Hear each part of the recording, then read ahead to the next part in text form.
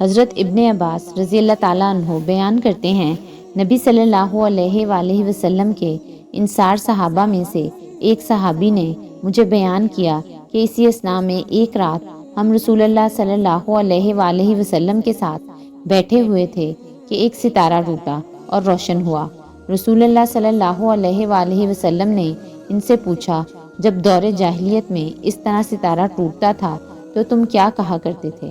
انہوں نے عرض کیا، اللہ اور اس کے رسول ہی بہتر جانتے ہیں، تاہم یہ کہا کرتے تھے اس رات کوئی عظیم آدمی پیدا ہوا ہے یا کوئی عظیم آدمی فوت ہوا ہے۔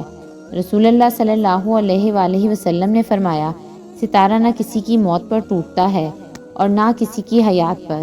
لیکن جب ہمارا رب بابرکت ہے نام اس کا کوئی فیصلہ فرماتا ہے تو حاملین عرش تسبیح بیان کرتے ہیں، بعد ازاں ان سے قریب آسمان والے فرشتے سبحان اللہ کہتے ہیں، یہاں تک کہ تسبیح کی یہ آواز آسمان و دنیا کے فرشتوں تک پہنچ جاتی ہے۔ پھر وہ فرشتے جو عرش کو اٹھانے والے فرشتوں کے قریب ہوتے ہیں وہ حاملین عرش سے کہتے ہیں، تمہارے رب نے کیا کہا ہے؟ تو وہ انہیں بتاتے ہیں جو اللہ تعالیٰ نے کہا ہوتا ہے۔ آسمان والے ایک دوسرے سے پوچھتے ہیں حتیٰ کہ خبر آسمان و دنیا تک پہنچ جاتی ہے، چنانچہ شیاطین اس بات کو اچک لیتے ہیں اور وہ ساتھیوں کو القاء کر دیتے ہیں اور اسی دوران انہیں انگارے مارے جاتے ہیں۔